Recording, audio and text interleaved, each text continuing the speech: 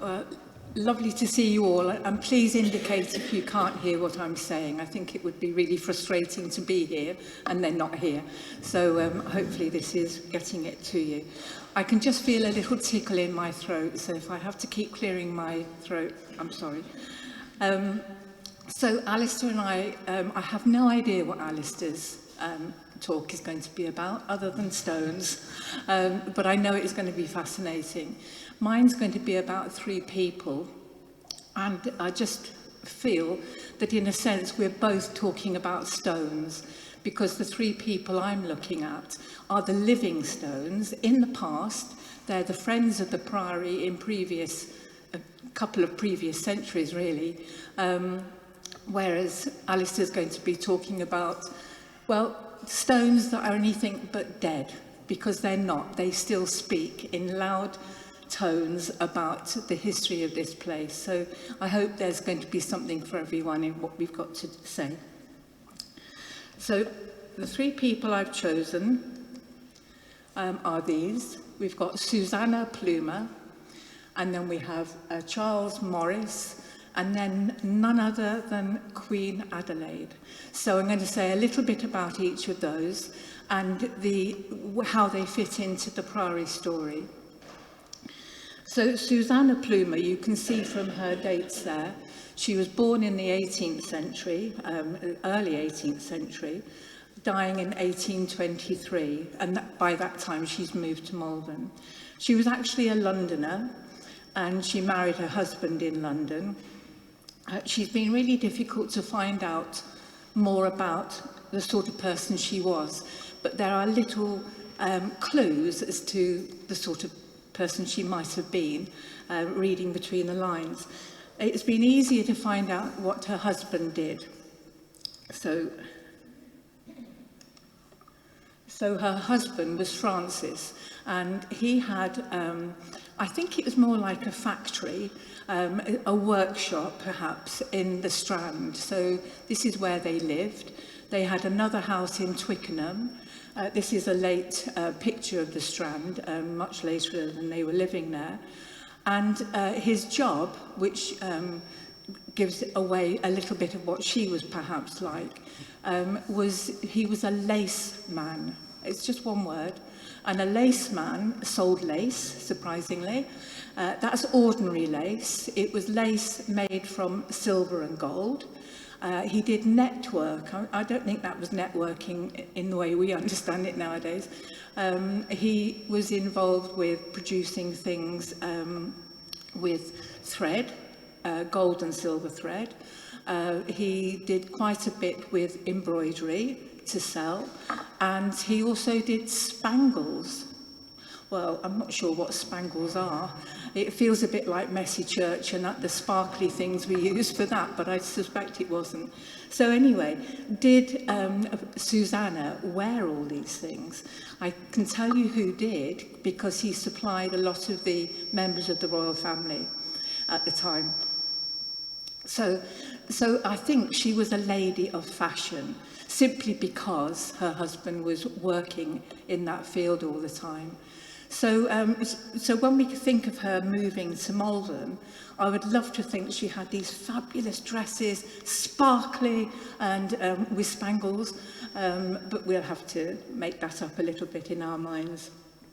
So he had these premises in the Strand where he worked from.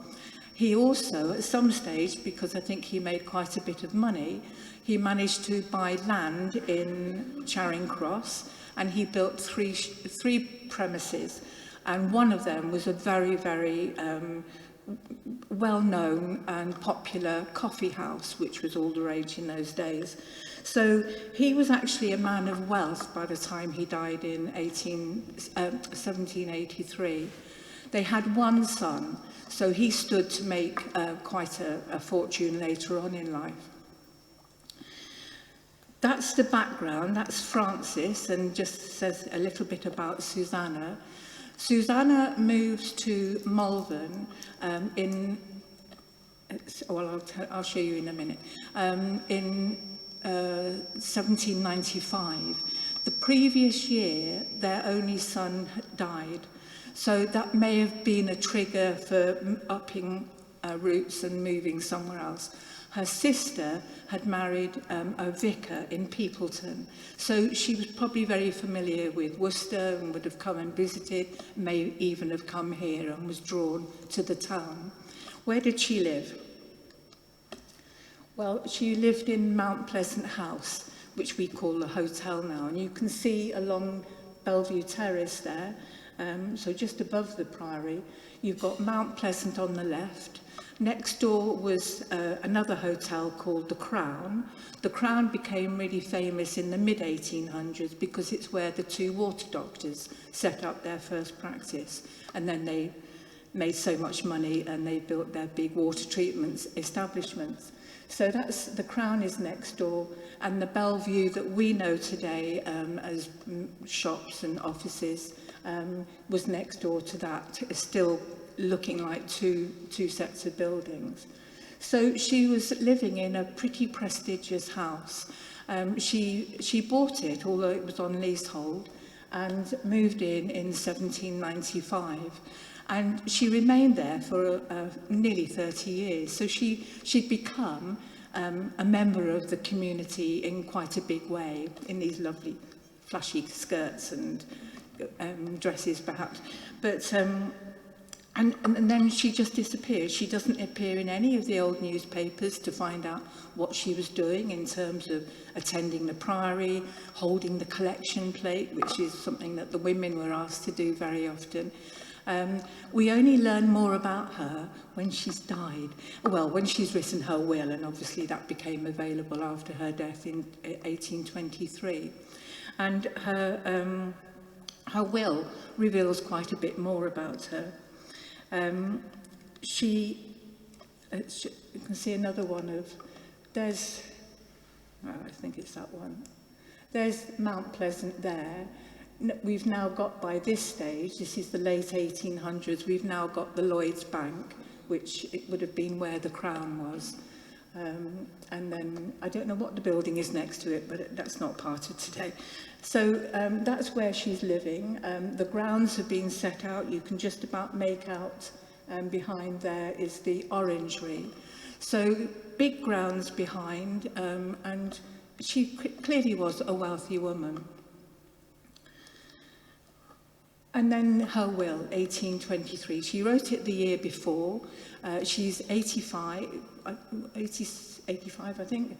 I don't know if you can read all that, but in the local newspaper, it talks about at an advanced age, a very deservedly beloved and respected Mrs. Plumer of Great Malvern. I've got it typed out here. Let's get that. Where she'd been an inhabitant nearly 30 years. The report continued by referring to her kind attention to the poor during the period of sickness and the infirmity of declining years. I'm not sure if that's referring to her declining years or the people she's looking after. And in the more superior walks of life, there remain many who will long bear witness to the cheerfulness of her disposition and the benevolence of her heart. So she was clearly much loved, much respected. And, yes. And then we've got this little bit from the will. So you can see on the left-hand side, Susanna Plumer. And then it's 2 pages long. It's available through Ancestry. I got this one. And we learn more about who she's giving all her estate to. These are mainly nephews. Her sister has died. She's giving something to her brother-in-law, their children, 2 men, both vicars. And then she lists another nephew down in Bristol, who's another vicar. So there's clearly a very devout Christian sort of a thread going through that family. She gave hundreds of pounds away to all these people. And she gave her house, this is Mount Pleasant, to her nephew in Bristol.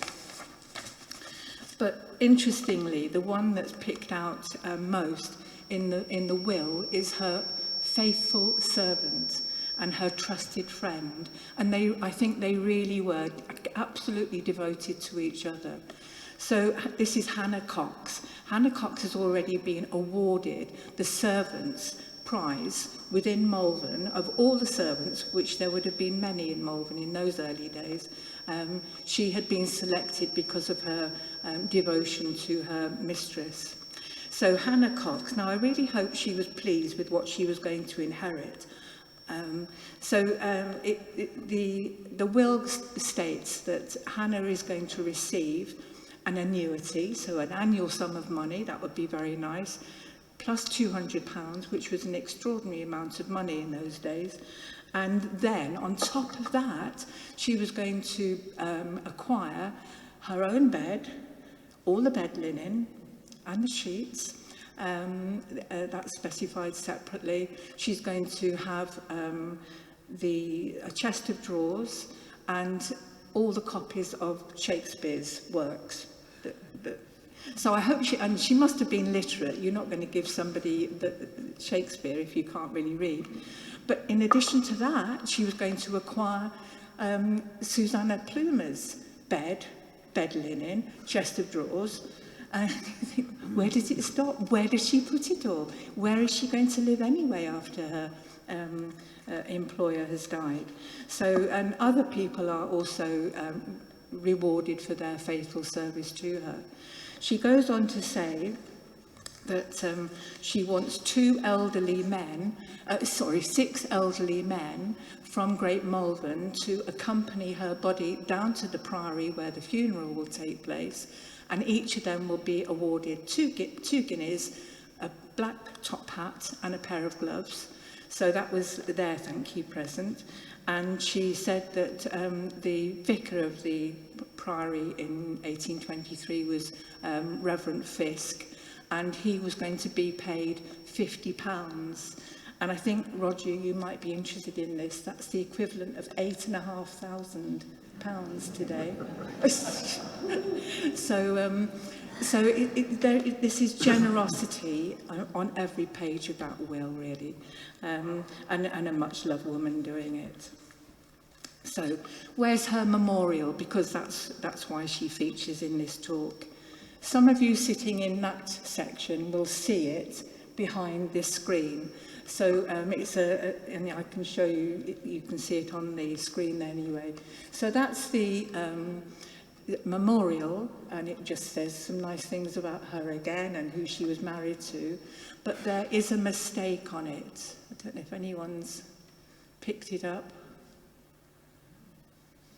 Her name is spelt wrong. In her will, you can see that it's Susanna ending with an A. On the memorial, it ends with an H, but she wouldn't have minded, would she, I'm sure. So that's our first friend of Malvern Priory, although we really don't know what she was contributing to the life of the Priory, other than supporting parishioners. So my next person is Charles Morris. Both Susanna and Charles have no portraits of any description that have survived or I've been able to find. So he comes as a black silhouette. But we do have 2 photographs of his brother, James, and they may have looked alike. So there you can see James in the 2 photographs there. They were both financiers. They were both incredibly wealthy men. And there was a sister as well called Jane. And James probably got these 2 photographs because he became the governor of the Bank of England.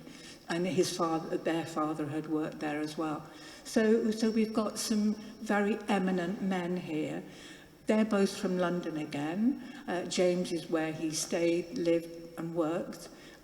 But Charles, for whatever reason, can't find any explanation, he was drawn to Malvern. And he and his sister Jane, neither of them were married.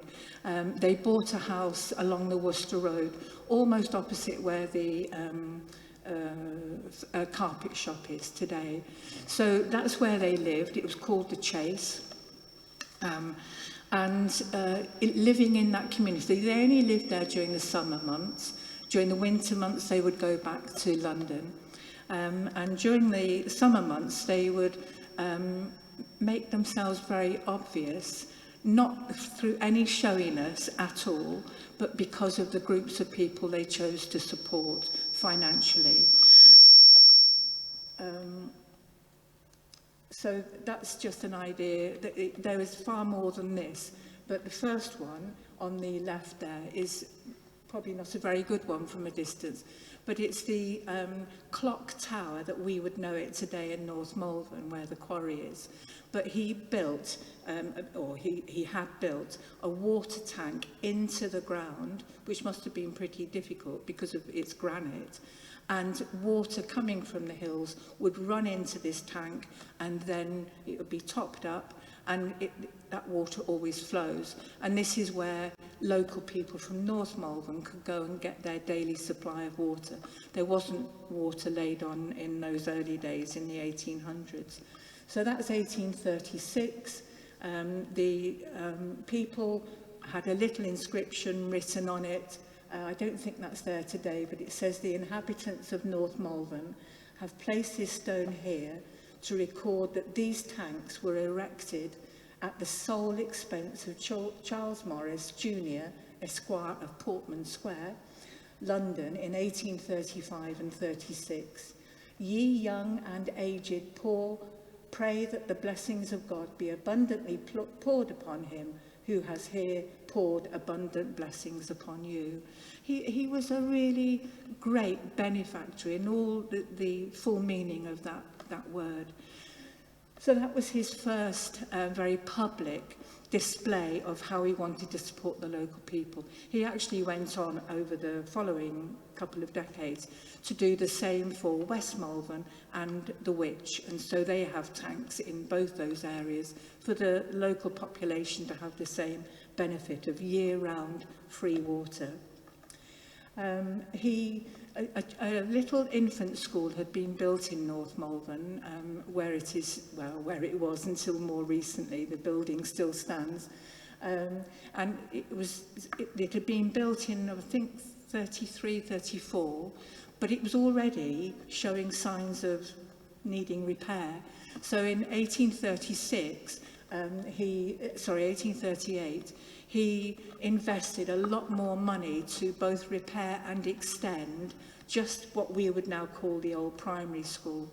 And then within a couple of years, he acquired more land further down the road and turned all that into allotments for the children, the boys in particular, to learn horticulture. So again, we can see this very practical approach to supporting the local population. Holy Trinity Church, the land was given by Lady Emily Foley, and the church was built largely from funds provided by both Charles and Jane. And I think Brother James in London is also adding what he can to fund that. So Holy Trinity is largely a Charles Morris structure. And the windows, there's quite a few commemorative windows and other plaques in there to say who was the founder. And then he moves on in the same decade, 1857 now, to provide most of the money needed to build what was the old Mill Lane School, and we know it now as Malvern Parish C of E School. So that's a fairly early photograph, not as early as 1857, but it gives an idea of the scope of that building to meet the educational needs of the working classes, in particular in the Malvern area, Great Malvern area. So there's quite a lot of monuments to him and his sister and his brother. He would go back, as I said, to London towards Christmas every year, and I don't know how long for, but several months probably. And in 1857, he and Jane are recorded in the newspapers departing Malvern by carriage. The train hasn't reached here yet, to go to London. And tragically and totally unexpectedly, on his return home, he died. He was just 57. So it was a huge loss to all those people he'd been supporting. Malvern, when they got hold of the news, really went into a state of grief. And the Priory, which probably had been Charles's spiritual home for most of his time here, Holy Trinity took over towards the end, was deeply affected by it. Everyone had been touched by his largesse, really. And so perhaps this is when it's Reverend Fisk, I can't remember now which vicar. But anyway, there is a great tribute to him from the current vicar of the Priory. Oh, it is Reverend Fisk here. And he says, Mr. Morris was one of those who had not lived in vain. He had left the footprints of his goodness on the sand of time, and all classes in the parish had been impressed by tokens of generosity and kindness which prescribed no narrow limits for their exercise. So I think it's a wonderful tribute, beautifully, poetically written, but it just summed up what people from every class of society would have felt about losing their great friend in Charles Morris. And then I did some research on Charles Morris quite a few years ago. This, what I'm going to say now, it amuses me no end now, but I read in the newspaper a couple of years after he'd died, so it was a 1858 article, says the last of Mr. Morris's numerous gifts, let's see if I read it from here, was that of, in conjunction with his brother James Morris, Esquire of London, and his sister, who resided with the deceased gentleman in Malvern. So his numerous gift was providing a new clock for the Abbey Tower to replace the old and worn monitor, which for so many years had recorded the flight of time to generations long since past to their account. It is proposed, this is following on from the donation of this clock, that the memorial shall consist of a set of chimes in connection with the clock alluded to be appropriately named as the Morris chimes. The cost will be about £150, and already 3 donations of £10 and a good many of 5 have been subscribed. Well, I haired up to the Priory, which I knew quite well, we weren't worshipping here then, to see if I could just see an outline of where this clock had been on the outside. I'd never seen anything like that before. Wasn't on the most obvious face of the tower, so I managed to find and go into the Abbey hotel car park to see if it was on any of the other faces, and I just missed none. I thought, oh, what a shame. So I came inside, and I thought perhaps it was just a big clock in here, ready to remind the vicar when to stop his sermon, and people needing to know if they had to go back home and get dinner sorted. Nothing in here at all either. And it was only at Life Path last year that a friend of mine, Rob Lawrence, who does the bell ringing with the children, came down and he said, there's a really strange contraption upstairs. I don't know if you've seen it. Well, I have to confess I've not been up. And it's this. Those are the chimes. That's the mechanism, or the clock, I think, that rings the quarter hour still today. So Charles Morris, we can be really grateful for. The money that was raised after his death would have installed those drums and all the wires to pull the bells out in sequence throughout the day. When the bell ringers play magnificently on a Sunday morning, they have to disengage with levers so that they can start pulling independently of the chimes. So it wasn't a clock face, which is definitely what that seemed to suggest, but in my poor understanding of what a clock could also mean, so I do recommend and really plug the tower tours. That's a good idea, isn't it, Peter? Yes. so that's my second person, and then the third person. I don't know if she ever came in here, so I can't honestly say that she was familiar with the building as we are today and the other two people we've looked at. But Queen Adelaide, in her own right, was really quite an extraordinary lady.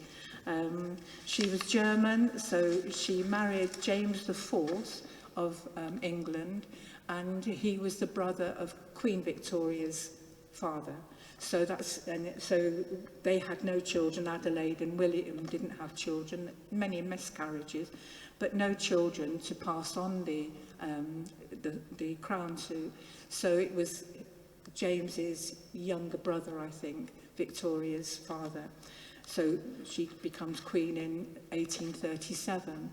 So William and Adelaide lived very happily. I think he was quite a cad, really, before he met her, but I think she tamed him. And the stories go, well, there are many stories about just what a wonderfully devout, spiritual woman she was, and she was given on her death by Parliament, but on his death, James's death, Parliament agreed to £100,000 a year to Adelaide for her living expenses, paying her staff, the upkeep of the many royal residences that she shared. So she was an incredibly wealthy woman. It has to be said, by the time she died 10 years later, she had almost nothing to pass on to her descendants or family members. She had given all of it pretty much to really charitable organisations. She particularly supported widows and orphans. So she was very benevolent in that way.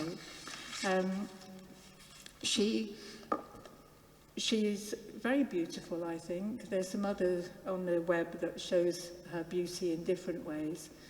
In 1843, there was a new owner of Whitley Court. It had been owned by the Foleys, but he got into bad debts, taken over by a new owner, and he was really keen that she used it as her royal residence for the next 3 years, which she did every so often. And she, again, using that time in the Midlands, she would support lots of organisations with money and her support in the Midlands, Worcestershire particularly. So we now have her often in Whitley, and on one occasion in 1843, she makes her way with her ladies-in-waiting to Malvern. Now, she'd have to come by carriage, and whether it was the express intention of this visit, but they ended up in Great Malvern, and I would think the ladies-in-waiting thought going up to Worcestershire Beacon on the back of a donkey might be a really good idea.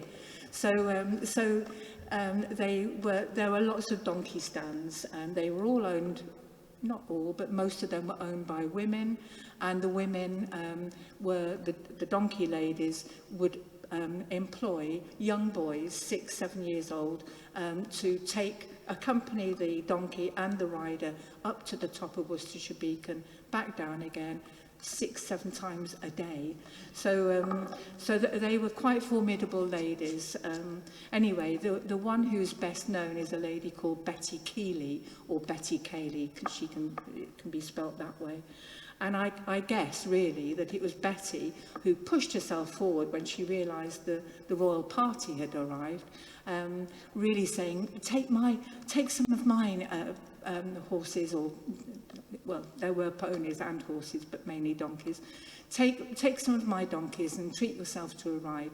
So she helped saddle them up. They all had to sit side saddle on a white sheet on the back of probably a fairly compliant donkey. Off they went, came back down, and Queen Adelaide got off her donkey, and she gave Betty Keeley a guinea. Now, a guinea was something like £55 in those days, so a lot of money. She must have been delighted, the donkey woman, but it wasn't enough. She said, "Oh, Mum, thank you so much," I'm guessing. I wonder if I could ask you another favour. Could you, would you give your permission for me to rename the donkey that you rode on? So Queen Adelaide gave it some thought, not much I should think, but she agreed. And the donkey was a donkey called Moses, and he now becomes Royal Moses. So, there's the donkey women there, and the boys.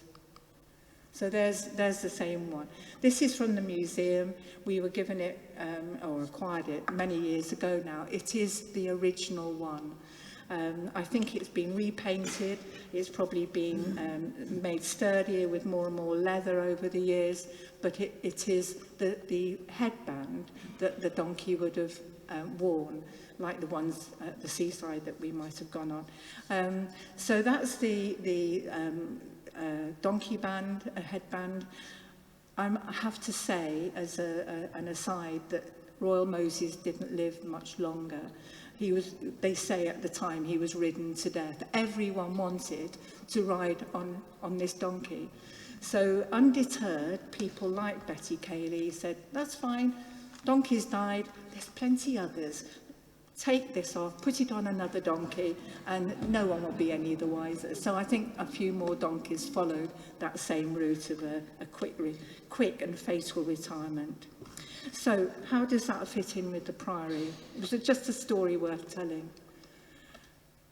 The window behind here, and again you can see it over there, it's not very clear there. It says the coloured glass in this window was given in memory of Queen Adelaide. This woman was full of good works and alms deeds, which she did acts, or something. I can't quite see that now. I think perhaps it's a quote from the Acts, I don't know. So there was an outpouring of grief when she died across the nation. This is not just in Malvern. And the Great and the Good in Malvern decided they really wanted to commemorate her royal benevolence, and not necessarily what she did for Malvern. This was being matched wherever you went across the nation.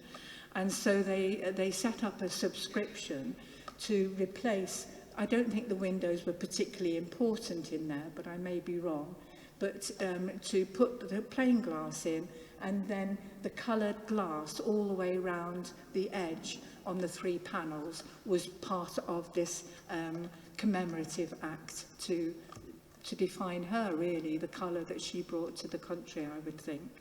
So that's where I'm going to leave my talk. I've probably stolen all your time now, haven't I? Sorry. So it's over to Alistair now.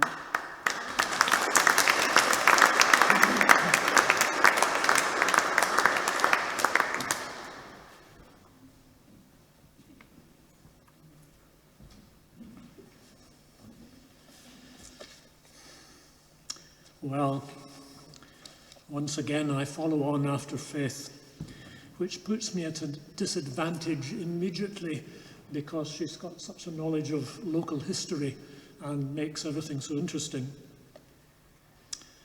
Faith has talked about people, and I'm going to talk about stones and, in other words, the building itself. And I must apologise for the fact that all these slides are slightly out of focus. I'm afraid there's nothing we can do about it. The actual slides themselves are beautifully in focus, but the projector makes them fuzzy, so apologies for that.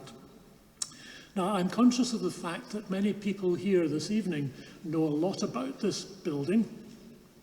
Fortunately for me, the person who writes the guidebooks is not here this evening, so can't contradict me. But a lot of what I'm going to say will probably therefore not be news to you. But nevertheless, if you look through the archives, you can find some off-the-beaten-track information, and perhaps that also raises some unanswered questions. So let's start with the early days. When the monastic chapel was built, as you're well aware, the stonemasons often carved marks on the stonework, so-called mason's marks. Now, the stones were subsequently painted and decorated, which covered up all these marks, but initially the marks were there for a variety of different purposes. There was one type of mark called a quarry mark, and that was when the stonemasons went to the quarries that were providing the stone for their building, and they identified which particular stones they wanted to be sent to their building site, and they put their mark on these stones. Then there were assembly marks, which were to indicate how the particular stones, once they had been sculpted, were to be put together in the building. And then there were the mason's marks, which were called banker marks. And they were marks which identified individual stonemasons so that they could be paid on the basis, they could identify which stones they had carved, and they could be paid on the basis of the work that they had actually done. Now, you're probably well aware of the mason's marks in this building. They're mostly on the pillars. Occasional ones aren't, but most of them are on the pillars. And this one just shows this mason putting just simple crosses on the stones. And then we have this one, which was a square with a cross inside it. Oops, sorry. This one, which was a rather serpiginous mark. This one, which is a cross with T-shaped ends to the limb of the cross. And this one, which was a bit more elaborate. In more recent years, some people have felt the need to add marks to the masonry, particularly in the passageway up into the organ loft and going up in the tower. So we have things like that. The thing that occurs to you when you look at that is that that must have taken some time to carve on the stonework. It wasn't just a case of passing by and scratching something on the stones as you were going along. So how they managed to do that without being caught, I don't know. And then there's another one from 1946, and this one from 1886, and that must have been done by the builder when he was pointing the stonework, because he's obviously just carved that into the mortar while it was still wet. Now, there is another mason's mark on the building, but it's on the outside of the building, just to the right of the door into the disabled entrance in the north transept. A little bit closer. And we can see that it's an arrow pointing up to a horizontal band here. Now, of course, I have to confess at this point that this is not a mason's mark at all. It is, in fact, an Ordnance Survey benchmark. And if you look at the charts supplied by the Ordnance Survey, you can see all the different places around in Malvern where you can find these benchmarks on buildings. The Priory one is just here, and if you look at the charts, you can discover that the Priory is 132.7 metres above sea level. Interestingly enough, from the point of view of the Ordnance Survey, sea level is defined as the mean tide level off the end of the pier in Newlyn in Cornwall. At the beginning of the 20th century, they measured the tide level hourly, on the hour, for 6 consecutive years off the end of the pier there, and then they took the average tide level and said that is going to be called sea level. So there you are. Inside the Priory, the pillars are really quite plain, except for one, and it's the one just to the left of the eagle. And if we zoom in this part of the pillar, we can see that there's evidence of one of the stonemasons becoming a little bit more adventurous. And here we have the beginnings of decoration at the top of this pillar. And that just leaves us to wonder why it never went any further than that. Now, the archives have a lot of lithographs and prints and photographs which enable us to see the ways in which the building has changed internally and externally over the years. For example, we know that just to the east end of the building here, there was a lady chapel which was torn down at the time of the dissolution of the monasteries. The question is, what did that lady chapel look like? Well, we think it was 50 feet long, projecting out from the end of the building. And in 1849, they uncovered the foundations of a crypt underneath the Lady Chapel, out the east end, 3 feet below the current ground level. And on the basis of that, they could draw the outline of the foundations. And the left side here is the east end of the church. Here we have the steps going down from St. Anne's Chapel into the crypt. And the dimensions of the crypt were some 39 feet that way and 21 feet that way. And on the basis of that, we have in the archives an artist's impression of what the building might have looked like when the Lady Chapel was still there. And here we have the Lady Chapel out this end, the east end of the building. Now that, of course, is purely conjecture, but it seems fairly reasonable assumption. What is not a reasonable assumption, however, is this little group of people here are wearing clothing that was in fashion 100 years after the Lady Chapel was torn down. With the Lady Chapel gone, there was a gaping hole in the end of the east end of the building, and that was filled in fairly roughly with stone, and they had a buttress put against it. And this drawing from 1849 shows the buttress, and on either side there we have arches in the crypt. And there's a door here which the steps down from St. Anne's Chapel into the crypt led into.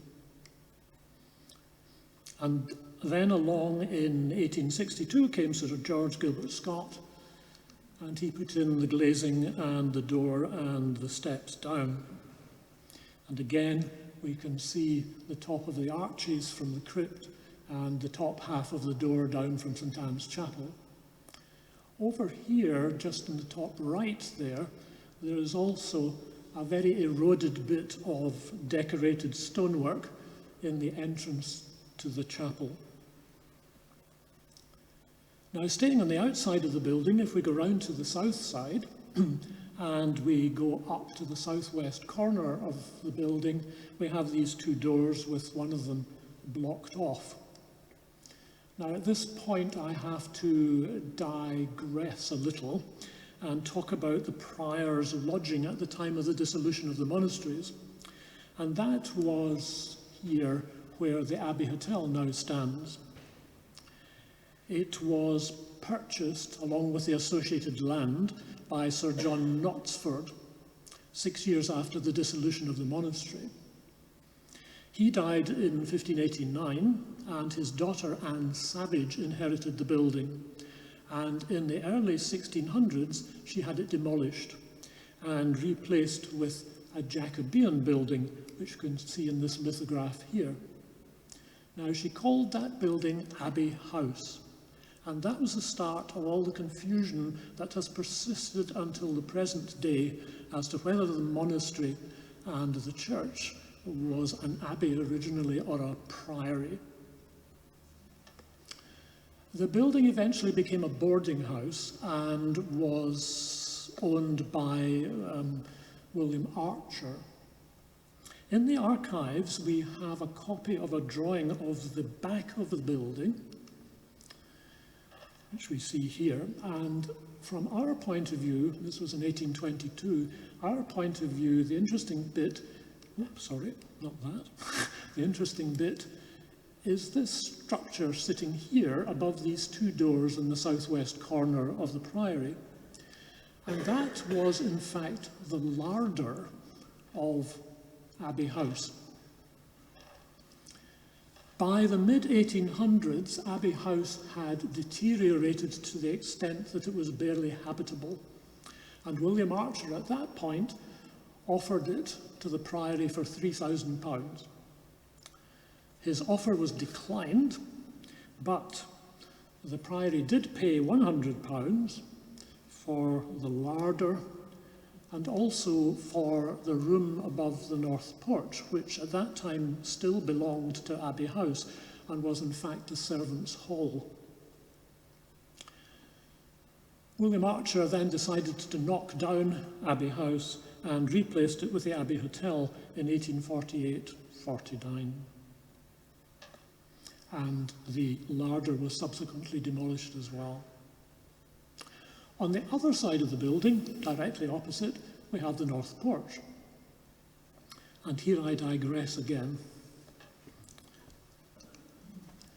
This young man was born 250 years ago this year, and he is the artist J.M.W. Turner. In 1793, when he was 18 years old, he went on a tour of Herefordshire and Worcestershire, during which he visited the Priory and subsequently painted this watercolour of the north porch. The following year, he exhibited that painting along with 4 others in the Royal Academy in London, and for the first time came to the attention of the art critics. It was said that that painting of the north porch was one of the best in the exhibition.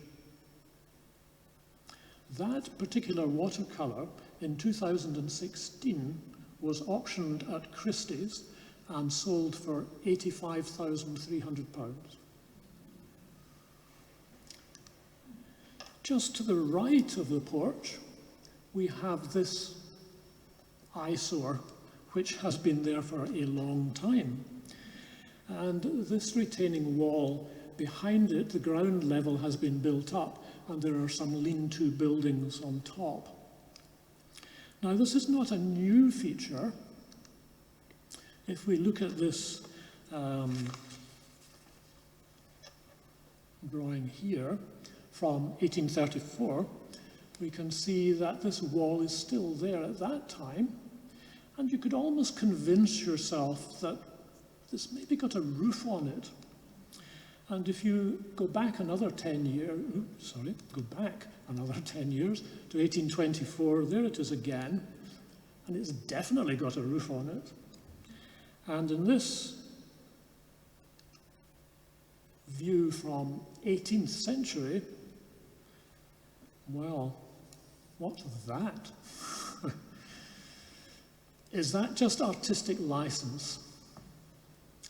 Well, it might be, but if it wasn't artistic license, and if that really was what it looked like, then it's been suggested that it was in fact an extension of the porch, which was used as an almonry for the monastery. But I'm afraid we'll never really know. Going back to the watercolour of the north porch, there's another interesting feature on it, and that is this building to the right of the porch with a large chimney. Now, was that artistic license? Was that just put there to balance the picture better and make it look nicer?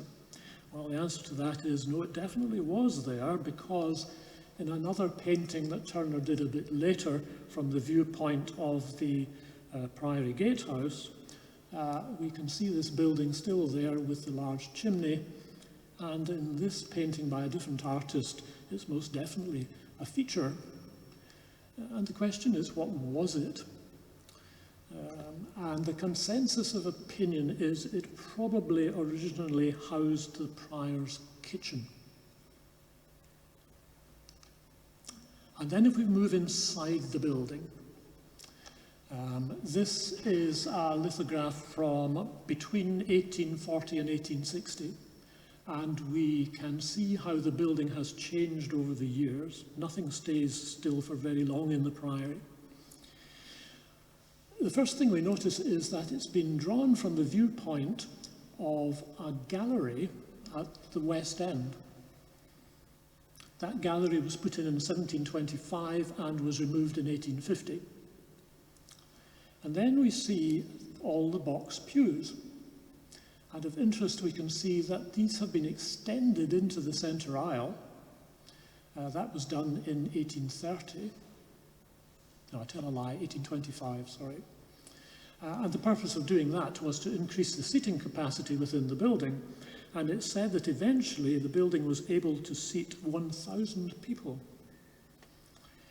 We can also see these monuments on the north wall of the nave. They are actually still in the Priory, but they've obviously been moved elsewhere. We can see that the pulpit had a canopy over it. It was in fact a triple-decker pulpit. The bottom level was for the parish clerk to sit. The level above that was for the person who was reading at the service, and at the top level was the preacher. That pulpit went in the Gilbert Scott restoration. Going further to the right, I don't know if you can see it very clearly, but we can see that the windows in the south nave aisle are filled with stained glass. These windows were actually constructed round about 1840, and the stained glass was put into them at that time.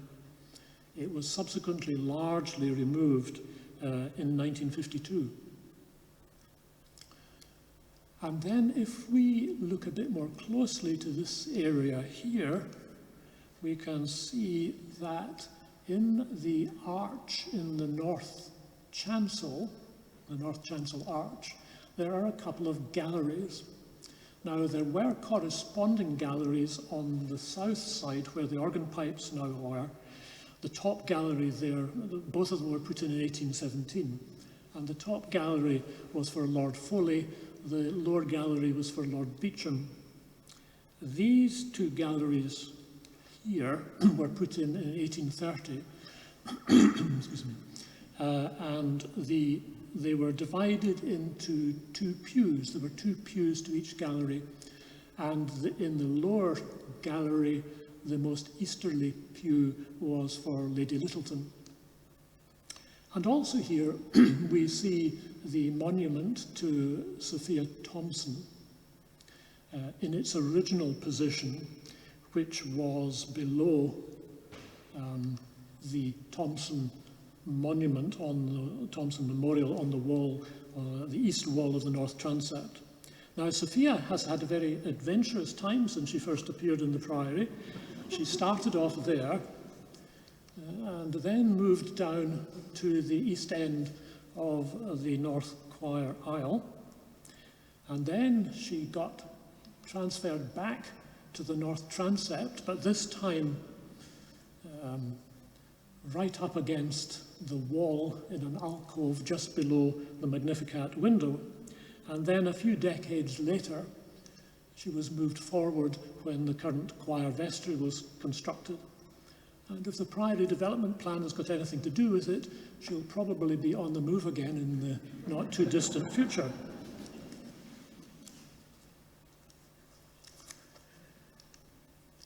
In the latter half of the 19th century, the building was lit by gas.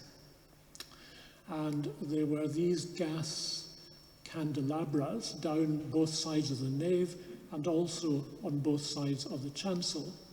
And also up at the altar, there were a couple of very elaborate candelabras attached to the altar rail. The gas supply pipe to these ran along the upper rail of the altar. Now, if I can just digress slightly at this point, you may remember, if we go back to this slide, you may remember 3 years ago at the AGM during the talk, we mentioned the decoration at the west end of the building. That was part of the Lambert Memorial in the centre there. And there were these four figures. There was Matthew, Mark, Luke and John. We had assumed that they had just been painted over, as we can see today. But actually, Faith subsequently found a photograph which shows that Mark, at least, had managed to make his way to Malvern Museum. And we can see from that he was actually painted on slate. And having had a look at that, I can well understand why they wanted to paint over what was on the wall at the West End. However, going back to the lighting again, in 1862, a huge gas chandelier was installed at the crossing just below the tower. This was manufactured by a company called Studmore of Coventry. It was 12 feet from top to bottom and 7 feet across, and it had 150 gas burners on it. It was in fact a smaller version of a chandelier which they made the same year for Hereford Cathedral. The local press records that it arrived in Malvern by train, was brought up to the Priory, where they discovered that it wouldn't go through the door, and they removed one of the windows to get it into the church. We changed from gas to electricity in 1906. But just before that happened, this picture was taken. Now, it's very blurred, and I apologize for that. But the reason for showing it is to demonstrate that at that point, there was a construction along the top of the reredos.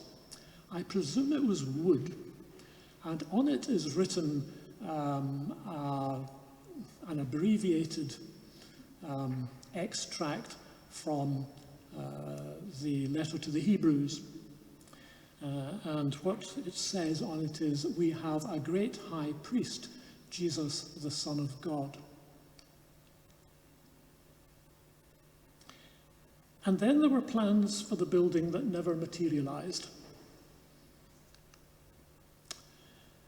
Following the Great War, there was a lot of discussion as to what the Priory would do in the way of a monument for those who had died during the war.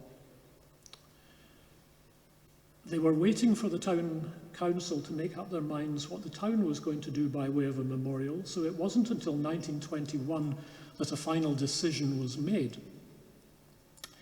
And one suggestion, one proposal was that the north transept should be turned into a war memorial chapel. And this was the architect's design for that, with an altar and a reredos behind it, which was to be put against the east wall of the north transept. However, in the event, an alternative suggestion was approved, and that was the, the war memorial over there at the west end of the south nave aisle. And that was installed at a cost of £600.